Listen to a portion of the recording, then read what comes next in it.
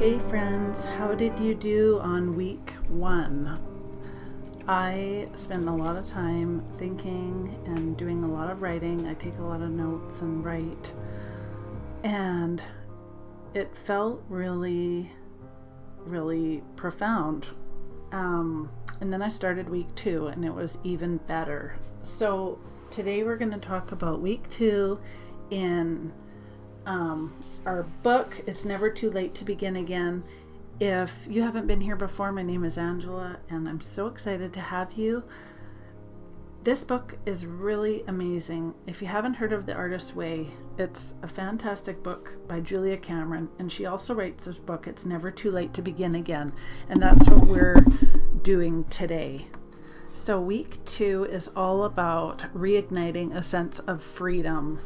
And I'm going to go along with you today and read you some of the book while I do some journaling. And if you want to take the time to do your morning pages with me, that is fantastic. Whatever you want to do is perfectly fine. So she talks about in week 2, week 1 was reigniting a sense of wonder. Week 2 is reigniting a sense of freedom. And she says, this week, you may find that you simultaneously crave freedom and feel baffled by it. Diving into the next phase of your memoir, you will encounter yourself at a younger time when you desired and received increased independence. Gone is your feeling of inertia. You have a new influx of energy to use for change.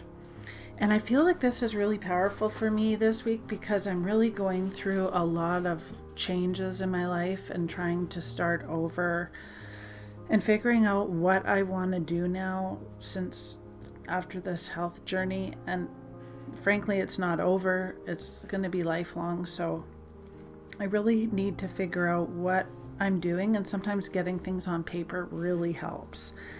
She says there's a parallel to be found between the expansion of later childhood and the expansion of retirement.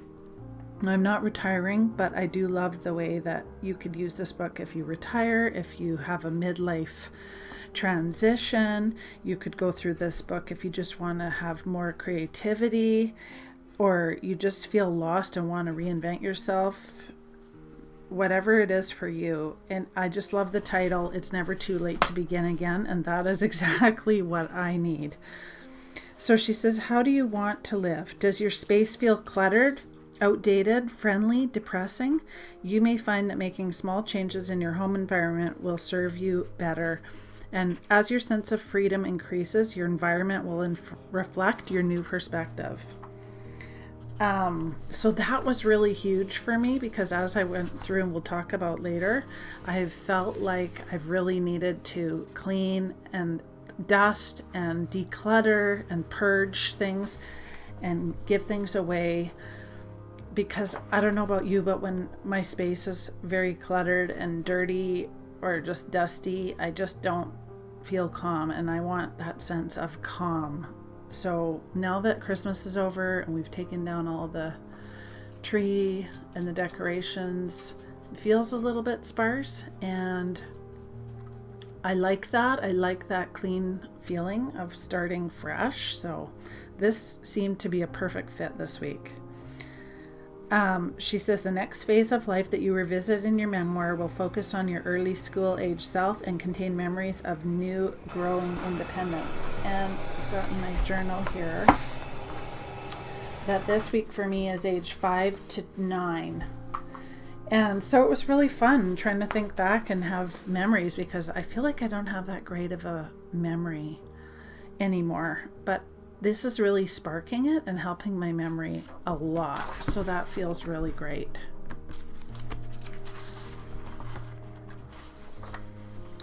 So the tasks for this week in week 2 are pick up where you left off last week in terms of your age. And her questions this week to journal prompts are, where did you live? Describe your bedroom. Who are the major players in your life? And if you're following along in your journal, feel free to pause this each time you need to. Did you have a particularly influential teacher?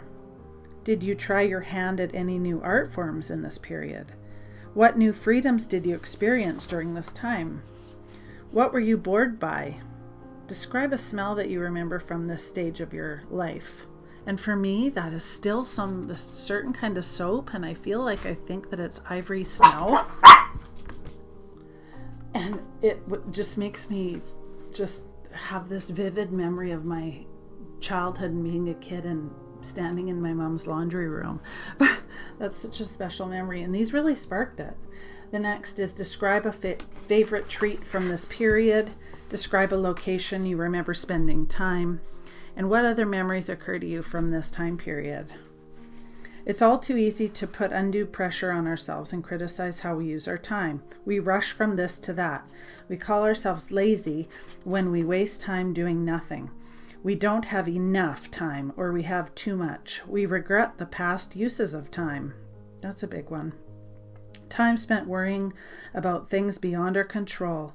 Time lost doing something we didn't love, or endless obsession over, does he or she love me? We are trained as a society to use time wisely and constantly reminded that time is money, time is short, time is ultimately ours to shape and use. And that was such a powerful paragraph. That really hit home. That's so true. It is okay not to know how we want to spend our time at first. We abruptly have more than enough time to pursue our creativity, but that doesn't make it easy. In fact, at this time, when we have the time, we must be most gentle with ourselves. There's no need to be perfect. It is important to simply take one step after the next and trust that we are led. One of the most powerful things we can do is to seek and put structure into our day, and the morning pages are that first step towards building your creative life. And remember that the tasks are to write 3 pages of longhand morning pages every day.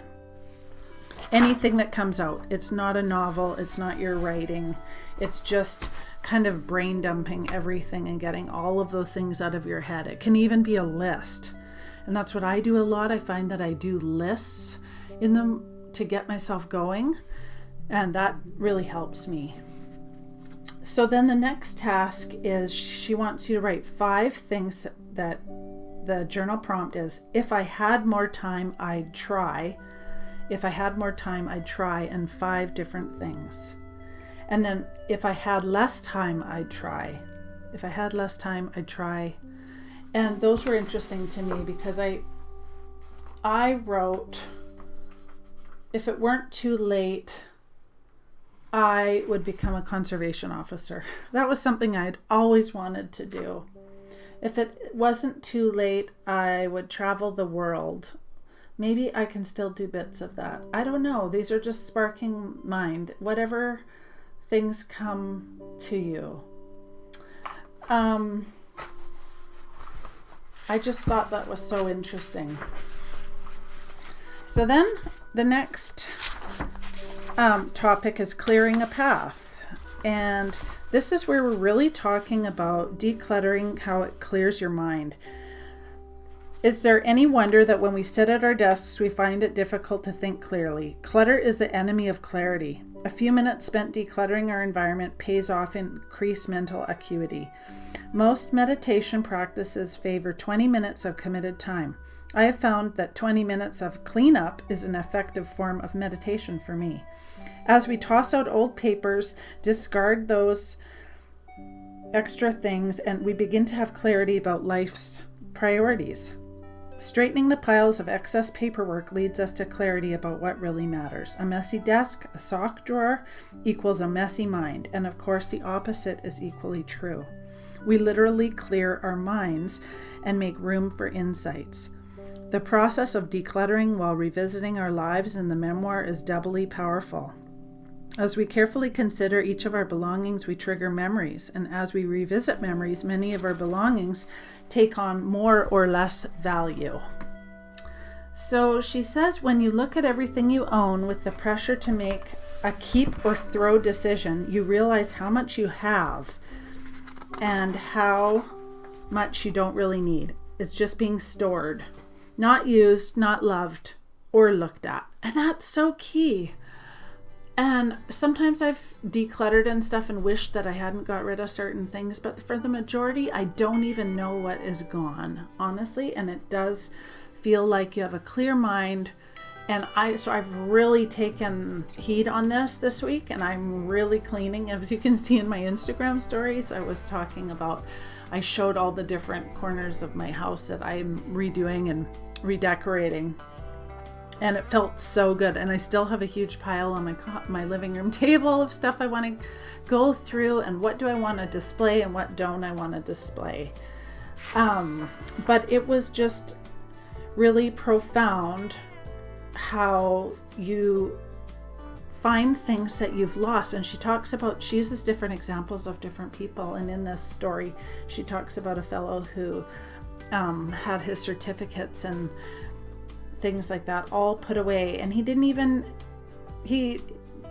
remember that he had it. But when he looked at it, he said, I'd always dismissed my accomplishments to some degree. I didn't even know I was doing it. So he was tucking away things that were so special and that his accomplishments, and not displaying them and having other things that didn't matter out. And I thought that was really interesting, because I'm sure I've taken so many things and have so many courses and certificates that I don't even think I have the certificates anymore. But now if I find something, I'm going through all of those different papers and certificates and things that I've accomplished, and making a file for them, just for things that, all the accomplishment things that I've done, in case I want to ever scan or copy them or whatever.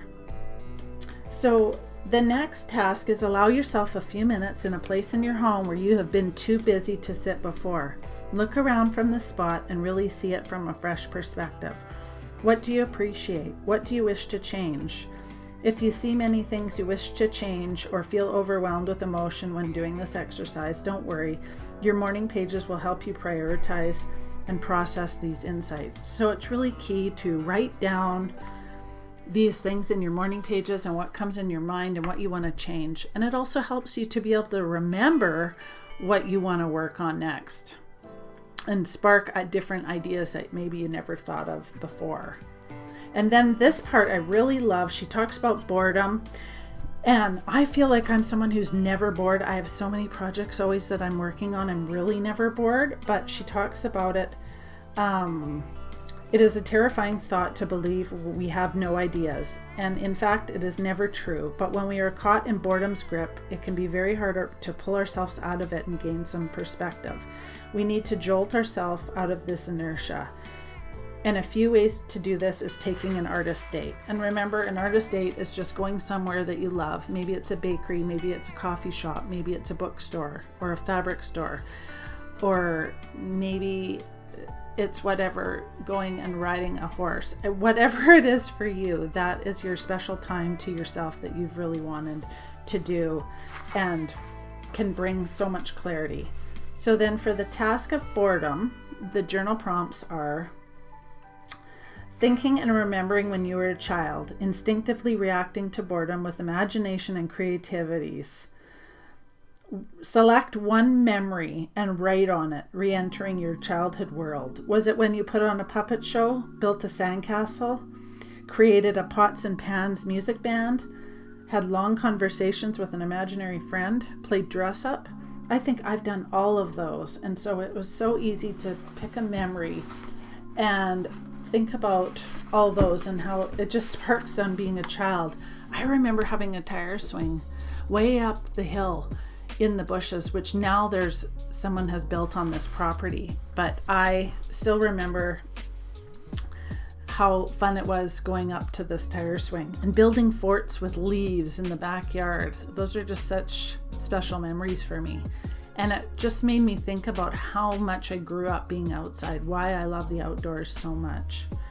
So that was really cool. I love this whole week. It's been really it is reigniting a sense of freedom in your mind. It's pretty special. And the last topic we talk about is routine. And I found that I really need routine. And she talks about how her daily routine begins when she rises. She brews herself a cup of coffee, gets her notepad and a pen, settles into her large leather writing chair and writes her 3 morning pages. Then she turns to breakfast and walks the dogs, changes the sheets, reads her prayers, calls her sister, etc., and then starts the rest of her day. And it can be so powerful having a routine. Even the gentlest structure rewarded her with a sense of purpose and optimism. As we set new routines for ourselves that are built around our true values, we are rewarded with clarity and ideas. And I think that's so true, because so many times I feel like if I don't follow some sort of routine, my whole day just disappears from me. And it's really sad, because I don't want it like that. And so for the last task, she talks about creating a routine. What would make you feel relieved in your life? Would it be to have some sense of structure, to get more things done, to have more time to yourself, maybe more space, more peace, more quiet time? You have to build those things into your daily life structure. And so creating some sort of routine that isn't super rigid but has some sort of structure to it can really help. And so your last journal prompts are writing 5 things that you say, I would be relieved if I made time to blank. So I would be relieved if I made time to exercise, if I made time to read, if I made time to plan. All those things are what makes me feel better and that I love. And so, guys, that's week 2. Next week, I will be back with reigniting a sense of connection, and that's week 3. And like I said, I'm not doing this every single week precisely. I'm just doing each week as I have time to get through it on my own time. And you can do that too, or you can just do it back to back, whatever you want. And so if you haven't got the book yet, it's Never Too Late to Begin Again by Julia Cameron, best-selling author of The Artist's Way. So this is what I'm doing for my journaling over the next few months, and I hope that you'll join me. It's been really profound, and we're only on week 2. So next week I will see you at week 3, and I hope you guys have an amazing day. Thank you so much. Don't forget to like and subscribe to my channel, and I will be back and see you soon. And if you love to cook or bake and have recipes, I have lots of playlists with cooking and baking, and I also have a playlist all about my heart transplant and cancer journey that I'm still on, and there's an entire playlist where you can watch all of it, and some of it is pretty graphic, but that is why I'm doing this whole journey, because I've just had an upheaval in my life. So if that's like yourself, this book can be so helpful. So I hope you guys have a fantastic day. Bye, friends. See you next time.